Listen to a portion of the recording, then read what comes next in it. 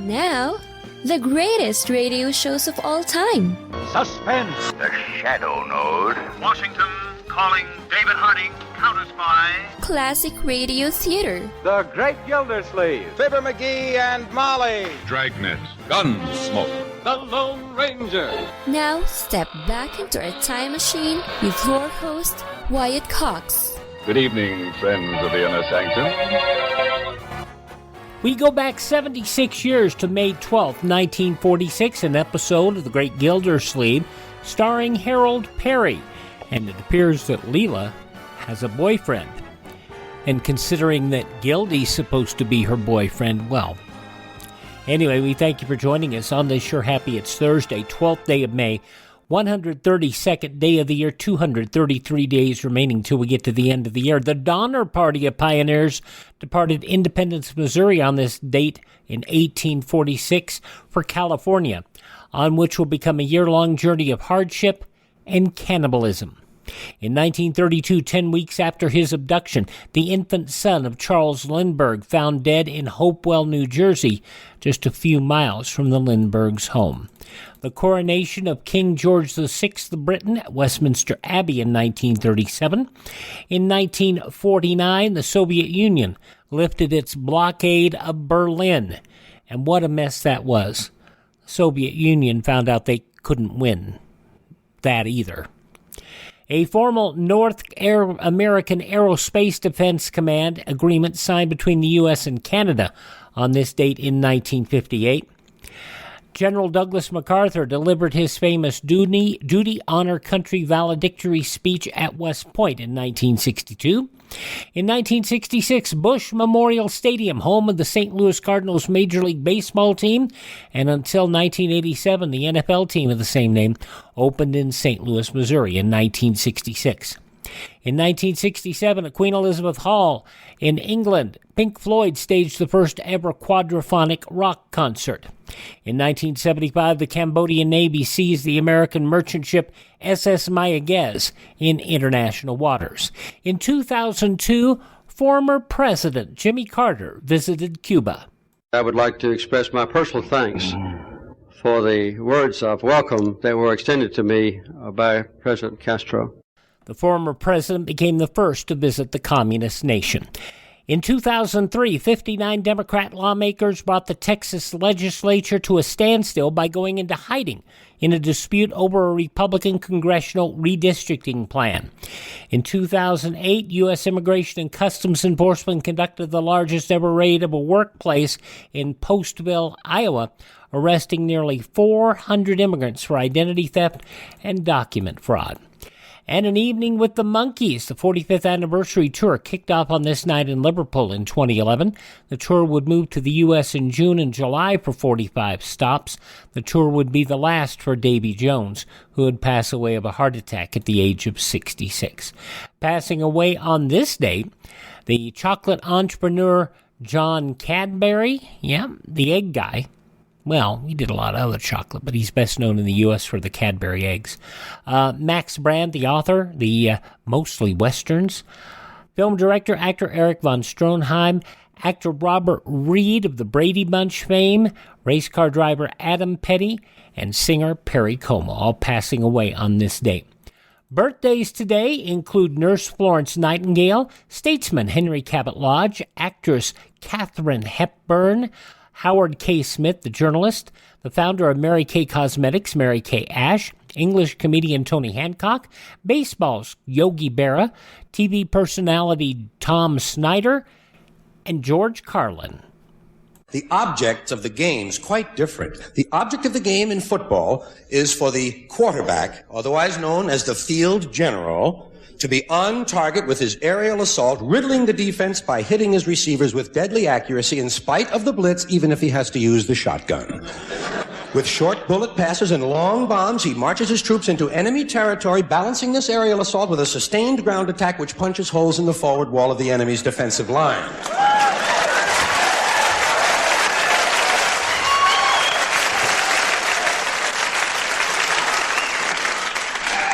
In baseball, the object is to go home. I'm going home. I'm going home. Ta-da. Oh, George Carlin had such a way with words. George Carlin, born on this date in history. Composer Burt Bacharach from Kansas City, 94 years old today. From another town in Missouri, Billy Swan is 80 years old today. Billy Swan still can help. Steve Winwood of the Spencer Davis Group and Traffic, 74 years old today. From Scarecrow and Mrs. King, Bruce Boxleitner, 72. Also 72 today is Billy Squire. Kix Brooks of Brooks and Dunn, 67. Emilio Estevez is 60. Stephen Baldwin, 56. Skateboarder Tony Hawk, 54. Tootie from The Facts of Life, Kim Fields is 53. From American Pie, Jason Biggs is 44. From Mr. Robot and Bohemian Rhapsody, Rami Malek is 41. And from Everwood and Captain America, Emily Van Camp is 36.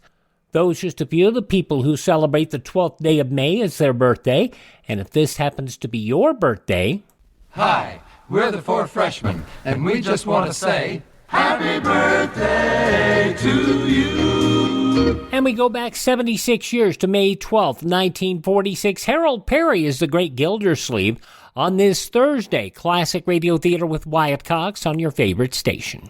Let's see, if something costs less, but people are happier with it, that sounds like something to look into, and that's MediShare. Maybe you've heard switching to MediShare to pay for healthcare can save the typical family $500 a month.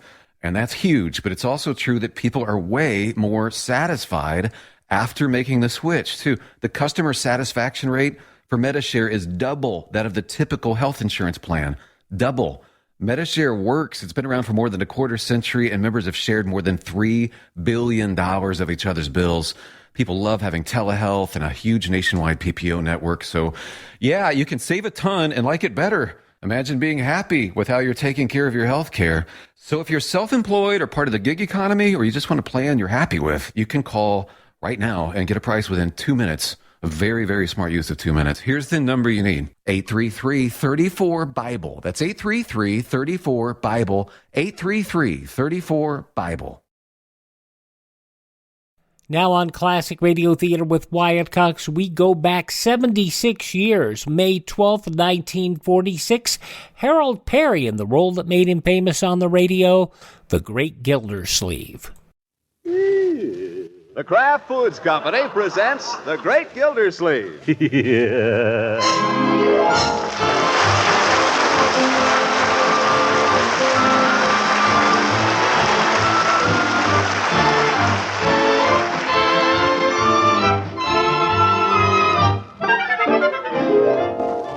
It's The Great Gildersleeve, starring Harold Peary, brought to you by the Kraft Foods Company, makers of a complete line of famous quality food products.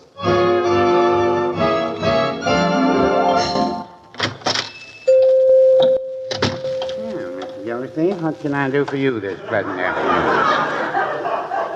I don't know, Peavy. I'm willing to consider anything. Just drop in for a little conversation, did you? I suppose I did. Well, anything to oblige a customer. I see Truman has taken a firm stand on a pretty big question. Oh? What's that? Reckless driving. He's against it.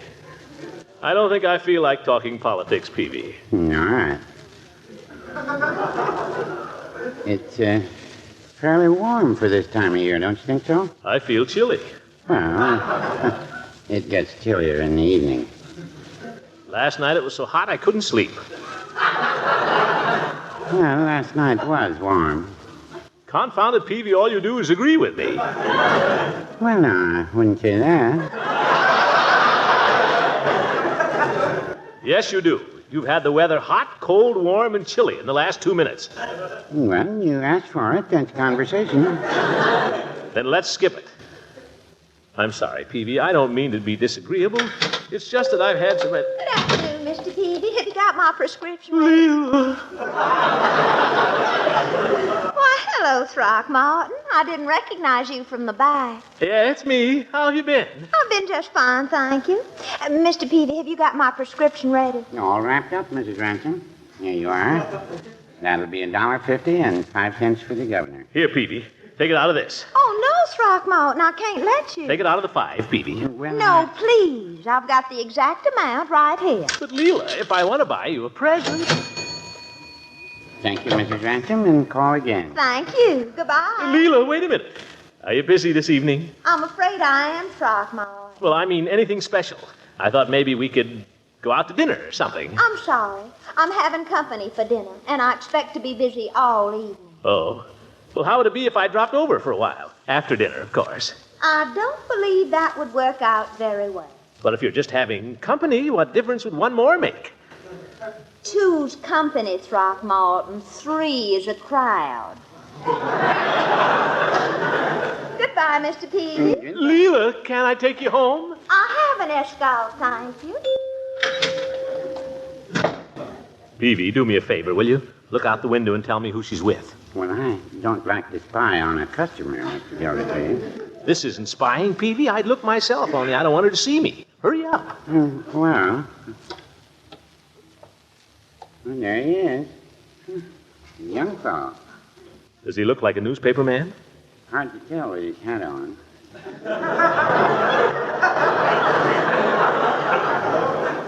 He must have cracked a joke. She's laughing. Oh, that's him, all right. Oh, my. Peavy, what happened?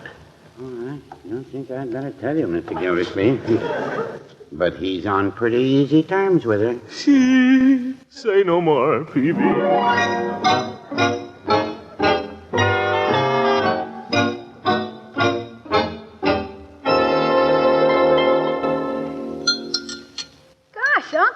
Tonight. What's the matter? I'm not usually noisy at meals, my boy. No, but you generally holler at me a few times about something. You never even noticed I had 2 helpings of ice cream. I noticed, but I let it go. Don't ever make the mistake of thinking I don't notice. More coffee, Unky? No, thank you, Marjorie. What's the matter? Don't you feel well? I feel all right. Mr. Gildersleeve, do you mind if I clear the table now all but the coffee? I'd like to go downtown for a little while, if it's all right. Go ahead, Bertie. Leroy will help you. Help Bertie get this stuff out of the kitchen, Leroy. Okay. Bertie's a good kid. Bertie's my pal. What's going on downtown, Bertie? A friend is taking me to a dance at the church. Somebody new, Bertie? Oh, no, just one of my old reliables. Good old Bertie. Get away, Bertie. I got a tray load. My goodness, Leroy, I'm gassing and you're doing all my work. Oh, think nothing of it, Bertie. Cake in my lunchbox tomorrow. Leroy, we don't charge for favors. Who's charging? I do her a favor and she does me a favor. Gangway, coming through. Careful. Watch him, Bertie. He's got too much on that tray. Just put it down by the sink, Leroy. Okay. Oop. Well, only one. I better get out there and clean it up. Miss Marjorie, could you do me a favor? Sure, Bertie. Oh, well, never mind. I can take care of it tomorrow. Well, I'll do it. What is it?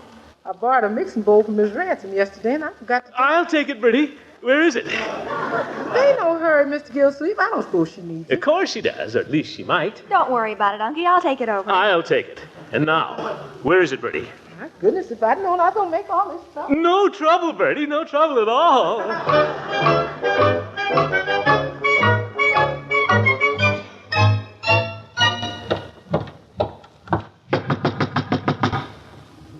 See? All the shades are down.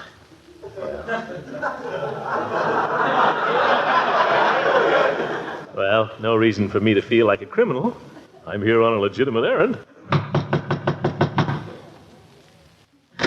Hello, Leila. Guess who? Throckmorton. Yeah, that's right.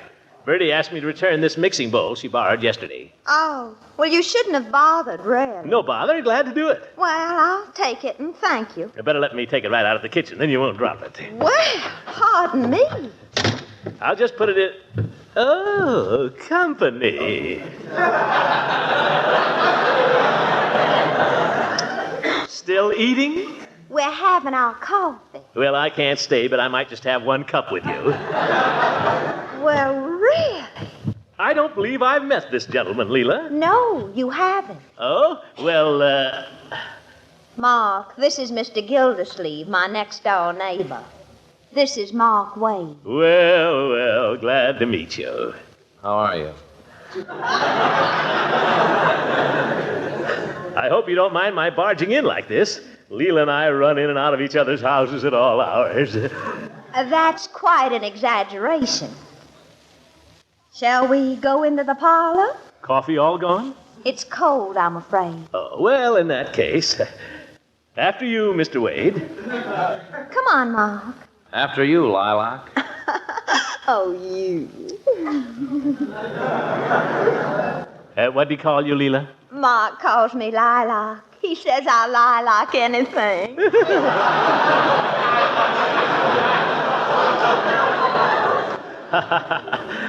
Pretty good. Can you make a joke out of my name, Mr. Wade? I didn't catch your name. Throckmorton P. Gildersleeve. Let's go into the parlor.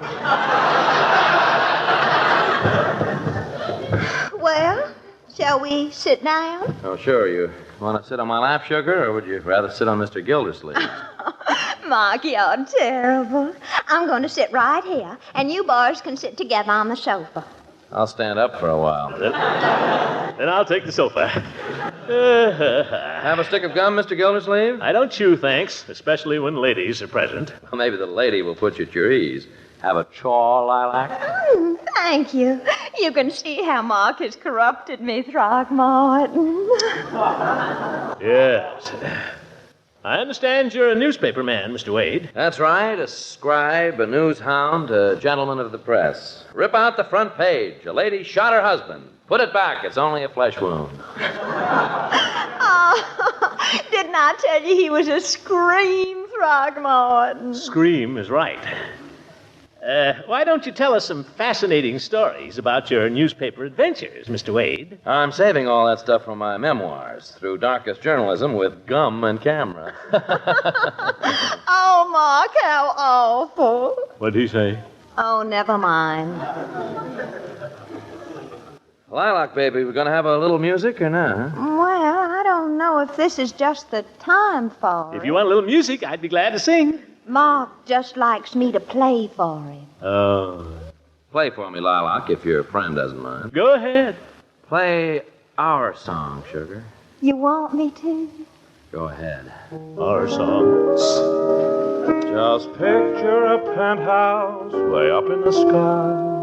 Da da da da da da da da da da da da da da da da da da da. When we're alone. Da da da da da da da da da da da da da da da da dee da da da da da da da da da da dee. When we're alone. Pretty song, isn't it, Mr. Gildersleeve? I've heard it sung better. Oh, yeah? Da da da da da da da da da da da da dee. When we're alone.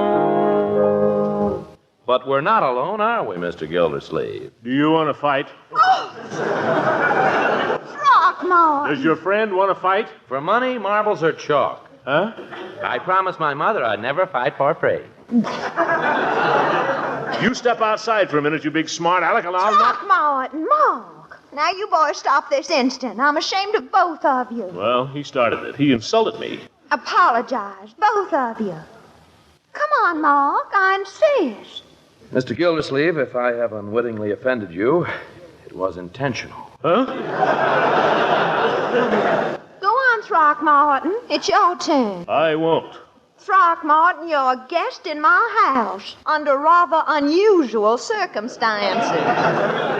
Well, I'm sorry. That's better. Now, I'll tell you what we'll do. We'll play gin rummy. It's lots of fun. Mark, will you help me get the card table? It's right here in the hall. I'll help you, Leila. I'm already on the job, pal. Nuts.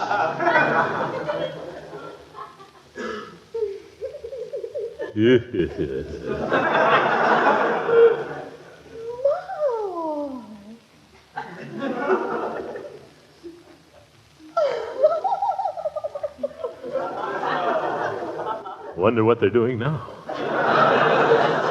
By George, I'll go and see. Listen, Sugar, when can we shake your fat friend? Oh? Hush, Mark. He'll go home soon. Oh, so it's that way, is it? Evidently, I'm not wanted around here. Well, I can take a hint. Good night, you silly people.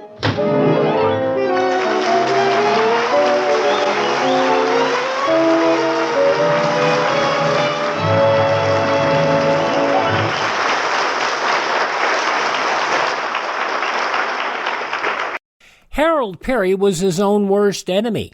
He signed a big contract with CBS at the height of the popularity of the Great Gildersleeve program, offered a very lucrative deal. Unfortunately, Kraft owned the Great Gildersleeve intellectual property and decided that they were going to stay with NBC. Peary walked, and Willard Waterman came in. And you have to feel kind of sorry for Waterman. He did a passable impression, but he just was not Harold Peary. And like I said, it was passable, but all of the little Gildersleevisms, including the laugh that Waterman refused to do because he said that was Peary's and not Gildersleeve. So there you go. And of course, he continued to do it on his one season, The Harold Peary Show, about Honest Harold the Homemaker.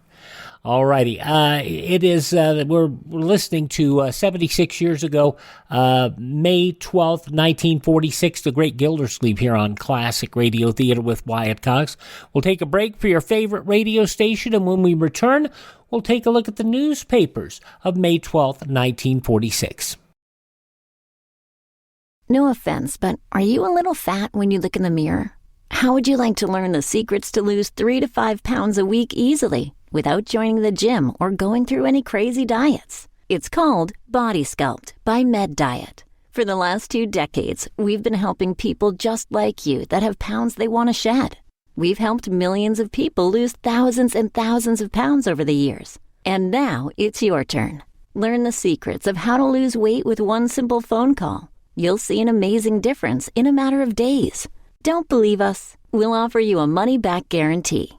If you're ready to start losing weight right now, call right now to learn more about your risk-free order to Body Sculpt. Call for your risk-free offer. 800-738-5332. 800-738-5332. 800-738-5332. That's 800-738-5332. Are you in bad pain? You know what I mean. Your knees hurt. Your shoulder hurts. Your elbow and back are constantly killing you. And I'm sure you've tried every pain pill or cream available at the drugstore. Am I right? Well, here's something you haven't tried. Pain Magic. Pain Magic is not available at any drugstore. The only place you can get it is by calling the special toll-free number I'm about to give you. And to make things even better, call right now and find out about our buy one, get one free offer. We're so confident it'll work for you that we offer a free bottle with your purchase. No prescription required. Call now to learn how you can get Pain Magic and get rid of your pain. Remember, your results may vary. 800-492-8164. 800-492-8164. 800-492-8164. That's 800-492-8164.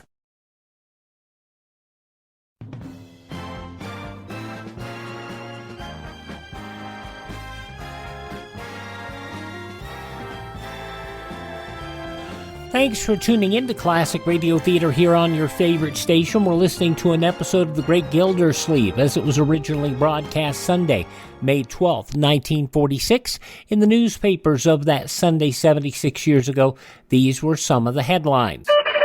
The government yesterday ordered the railroad freight embargo lifted Monday, but slapped controls on the entire soft coal output expected during the strike truce. The action covers captive mines as well as others and may withhold coal from industry immediately, but it provides the government with an expected 20 to 25 million tons of coal for emergency use without resorting to seizure of the pits. John L. Lewis and the mine owners met, meanwhile, in what federal conciliator Edward F. McGrady called a very friendly, very cooperative atmosphere to seek the settlement President Truman requested by Wednesday. President Truman declared that unless the world learns the science of human relationships, the atomic bomb will remain a frightful weapon which threatens to destroy all of us. Speaking before a crowd which overflowed 10,000 seats on the campus of Fordham University, celebrating the 100th anniversary of its charter, the president declared, "It is up to education to bring about that deeper international understanding which is so vital to world peace." Truman, whose address was broadcast over all networks, said there was at least one defense against the atomic bomb, quoting, "That defense lies in our mastering this science of human relationships all over the world. It is the defense of tolerance and of understanding, of intelligence and thoughtfulness." Russia making it clear that the only stumbling block to accord apparently lay in the snarled Italian treaty, insisted again yesterday before the deadlocked four-power Foreign Ministers' Council that agreements on all treaties with former Axis satellites must precede a general European peace conference. American sources said following yesterday's second meeting of the ministers of the U.S., Great Britain, France, and Russia that V.M. Molotov, the Russian foreign minister, regarded the Italian treaty as an obstacle, and he did not think the ministers harbored fundamental differences concerning the Balkan treaties. Coordination of the campaigns of three politically active organizations in behalf of candidates they consider liberal in the coming elections was arranged yesterday at a conference of their leaders. The organizations are the CIO Political Action Committee, the National Citizens Political Action Committee, and the Independent Citizens Committee of the Arts, Sciences, and Professions. They created a coordinating committee of 9 to serve as a clearinghouse for joint action for or against certain candidates. They also adopted a platform based largely on the Roosevelt-Truman programs and headed by a call to raise the level of cooperation and understanding among the U.S., Great Britain, and Russia. The Veterans Administration started slashing some of its red tape, an overall reorganization plan designed to double efficiency by eliminating useless forms and procedures being tested in the Chicago VA regional office. Possibility of a plot to silence AFL President William Green in a nationwide broadcast launching a Southern membership drive being studied last night in Asheville. Radio technicians said they discovered that wires piping the broadcast to the National Broadcasting Company had been cut, apparently just when Green went on the air. George L. Gooch, the Southern AFL representative, said the matter would be investigated.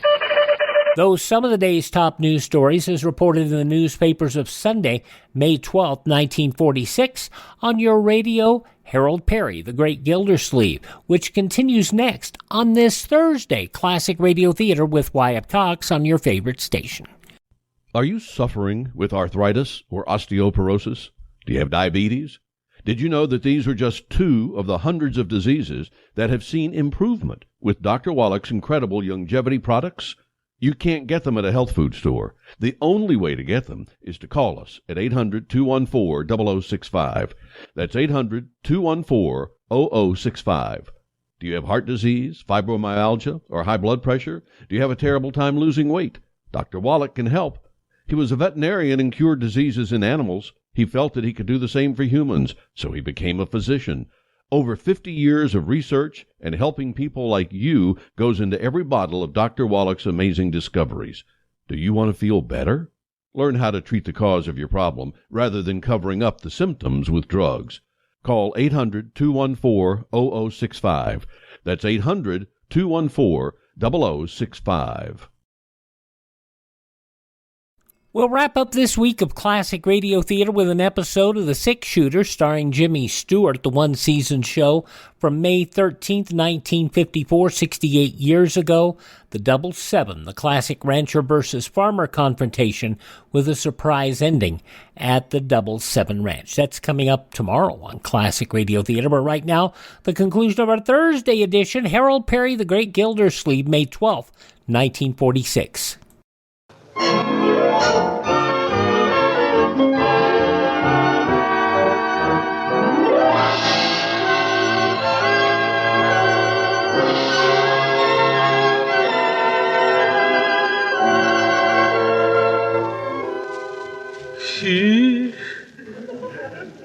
Wonder what Leila's doing over there now.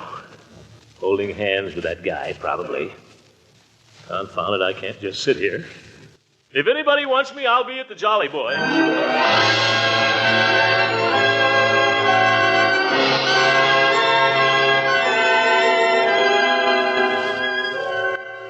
Gildersleeve. Poor, unhappy Gildersleeve. Outwitted and outclassed, spurned by the one he loves, he can only imagine what goes on next door. But you and I, through the magic of radio, we can eavesdrop a little. And to tell the truth, Gildersleeve is not far wrong.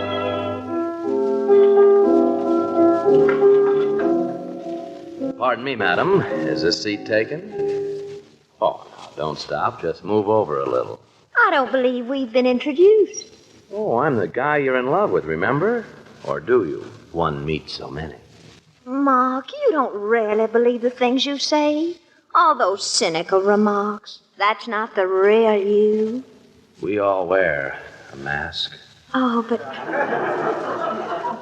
underneath there's something finer. I can tell it just as plain. All the world's a stage, and all the men and women merely players. That's Shakespeare. Here I go getting literary again. Play, Leila. If music be the food of love, play on. By the way, did I remember to tell you I adore you? Tell me again.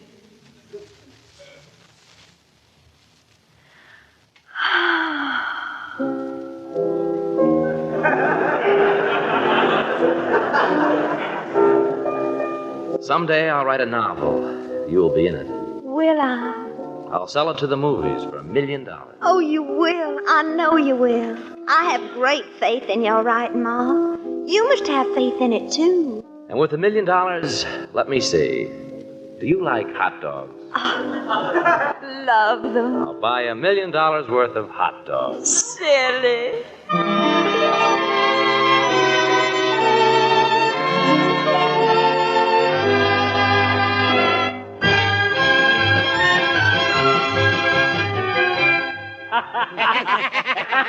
That's a good one, Floyd. I would just like to say this, gentlemen. If a member can't come down here and spend an evening at this club without having remarks made about him... Oh, now, Commissioner, don't be a sore head. Lloyd intended no harm, Gildy, and no disrespect to either you or Leila. Just a little joke? Yeah, wasn't it, Floyd? Just a little joke. Yeah. Sure it was. What's the matter? Can't you take a little joke? Floyd made a remark. Remark my eye. I'll leave it to Peavy here if it was a remark. Well, now, I don't say it was the funniest joke in the world. I'd say it was a joke. Floyd made a remark about a fellow member, and unless he apologizes... Mr. Gildersleeve, don't you think you're being just a little touchy? I do not. Well, if you don't think so. Either Floyd apologizes or I go home. Apologize for what? I ain't done nothing. What does a guy have to do to crack jokes around here? Get a license? Well, now, Floyd, why don't you just apologize and put an end to all this? Come on, be a good fellow. Well, why don't he be a good fellow? I take it you refuse to apologize. That I do. Now, Floyd, I don't think that attitude is going to be helpful. Well, who's trying to be helpful? Stop shoving me, Peeve. I'm not shoving you, Floyd. I'm just trying to reason with you. Well, reason with him. Anyone else going home? Judge? Well, it is getting a little late. I think I'll be running along too, boys. Good night, Peavy. Good night, Floyd. Good night, Judge. Good night. Good night, Peavy. No, good night, Mr. Gildersleeve. Hope you feel better. Come along then, Judge. Good night, sore head. You know, Gildy, I think you went a little far there tonight. I don't care to discuss it. Well, you did. Can I drive you home? No thanks, Judge. Think I'll walk. Think it will do me good. Well, you're the doctor. Good night, then. Good night. What's the matter with me, anyway? Getting into fights with everybody? My friends, even. Who do you think you're fooling? You know what's the matter with you. Why didn't you marry her when you could? Always putting things off. Never can make up your mind. Now this young fella comes in and cuts you out. Well, what if he is a little younger? What has he got that I haven't got? What have I got that he hasn't got? Well, I know one thing he hasn't got. Money. Yes, by George, I can offer her more than he can. Newspaper man. Ha! Probably makes about $30 a week. Come on, ante up, son. No, by George, I'm not licked yet. Gildersleeve doesn't give up in a fight. I may stall around, but once my mind is made up, why, I should have done this years ago.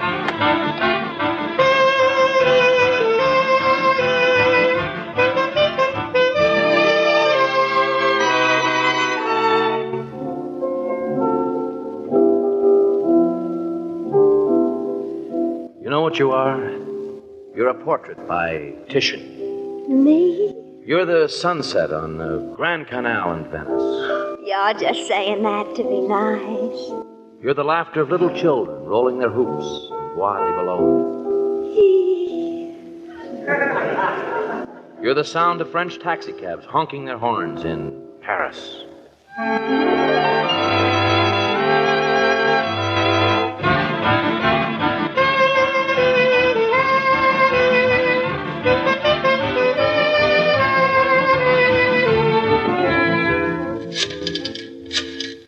Don't stand there listening, Leroy. Who's listening? Well, go do something. Hello, Bessie? This is Mr. Gildersleeve, Bessie. Excuse me. Leroy, go away. Bessie, I may be a little late to the office. If a package arrives for me from the jeweler's, put it in the safe. Never mind, just put it in the safe. Now, let me see. The ring, the license, tickets. Better call about the tickets. Leroy, confound it, I told you to go away. Go where? Where is there to go? Go to school, go anywhere, but don't hang around here. I don't see you making Marge go away. Marjorie, you here? I'm not listening. Nuts. A man has no more privacy in this house. Gildersleeve. Yes, Bertie, what is it? Dr. Needham phoned a little while ago. Oh, yes. Dr. Needham. Did he say anything, Bertie? He said he found he was going to have to be out this morning on church business, but if you'd care to come over and talk to him this afternoon. Thank you very much. Well, what are you all standing around staring at me for? Nothing. Come here, my boy. You too, my dear. Sit down, both of you. Don't go, Bertie. This concerns you, too. Yes, sir? Marjorie? Leroy? I wouldn't be surprised if your old uncle had some news for you shortly. Yes, sir? I may have some news. So don't be surprised if you hear some news. Well, aren't you going to say anything? What kind of news, Uncle Mort? Ah, that's a secret. Oh, brother, here we go again.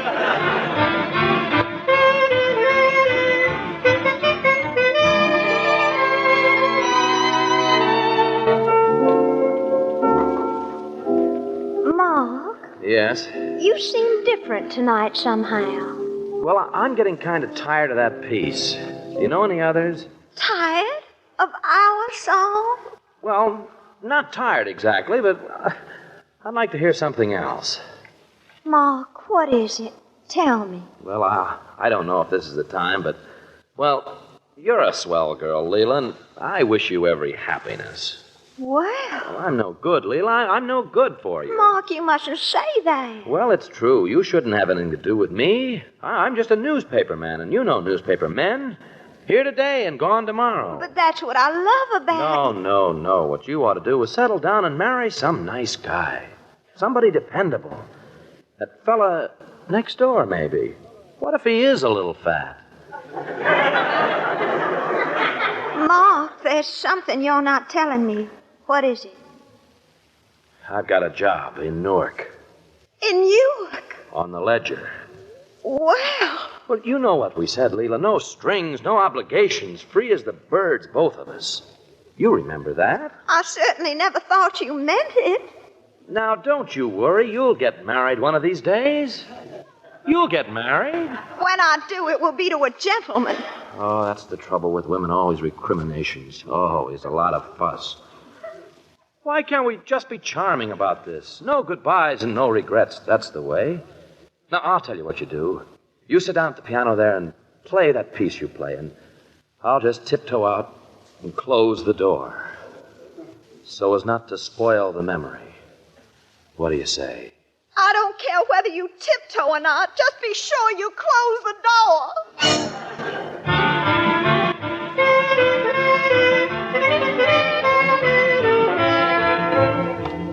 I don't care if he's sitting right there. I'll walk in there and I'll put it to her straight. I'll say to her, Leila, I'm going to ask you to give me just 5 minutes of your time. I've got something I want to ask you. Will you marry me? Not next month or next week, but right now. I've got the ring, I've got the license, and I've got Dr. Needham where I can lay my hands on him. That's my proposition. Take it or leave it. If that smart Aleck says anything, I'll tell him to shut up. I will, too. It's him or me. Throckmorton! Leila, I'm going to ask you to give me just 5 minutes of your time. There's something I want to ask you. Why, of course, but come in, won't you? Thanks. Are you looking for something? Where's, what's his name? Mr. Wade? I haven't the faintest idea. Oh. Well, as I say, Leila, I'm going to ask you to give me just 5 minutes of your time. Are you expecting him? I shall be very much surprised if I ever see him again after the way I packed him off. You, told him to go away? Oh, he was amusing enough for a few days, but no one could stand him for more than that.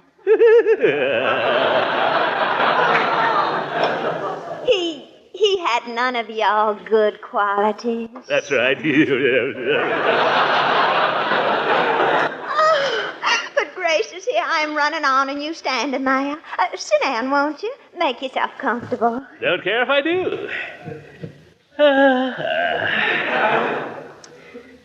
Run and get me an ashtray. That's a good girl. Oh, no ashtray. Oh, now aren't I terrible? You shall have one right away. There. Now a match. Got one. Oh, let me light it for you. I love lighting your cigars. Thanks.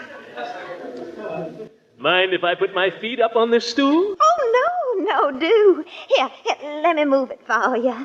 That's just some old needlepoint my grandmother Beecham crocheted. Now, what is it you wanted to ask me, Throckmorton? Oh, yes. Leila? Yes. How would you like to go to the movies? I'd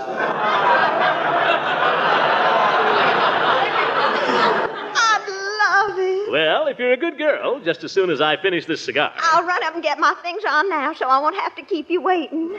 Must I wear my pretty new spring hat? Absolutely. I always like to look pretty when I go anywhere with you. That's the stuff. Good old Leila. Well, no use rushing into anything.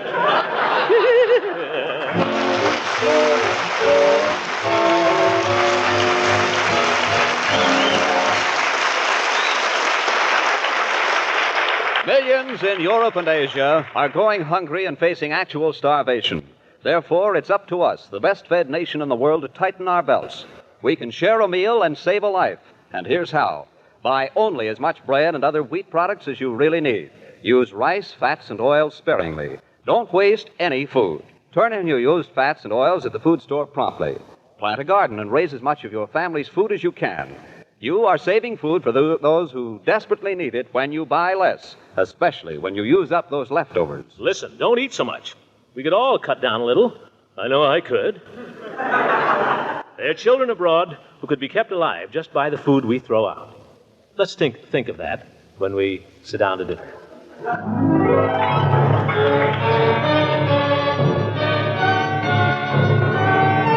The Great Gildersleeve is played by Harold Peary. It is written by John Whedon and Sam Moore. The music is by Jack Meakin. This is John Lang speaking for the Kraft Foods Company and inviting you to listen in again next week for the further adventures of the Great Gildersleeve. Good night, everybody.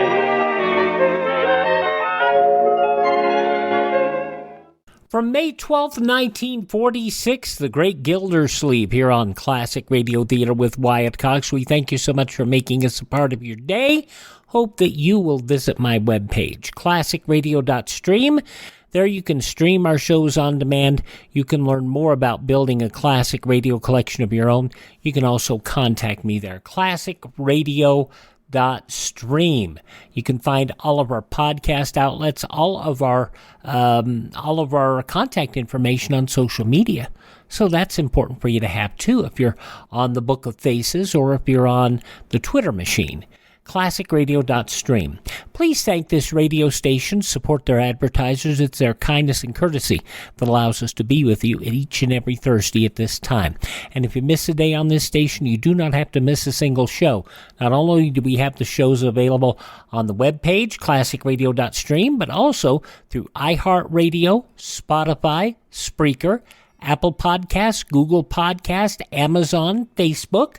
Just search for Classic Radio Theater with Wyatt Cox. That's Classic Radio Theater with Wyatt Cox. Have a great Thursday. Tell all your friends the great radio shows are right here at this spot on the dial. Classic Radio Theater with Wyatt Cox on your favorite radio station.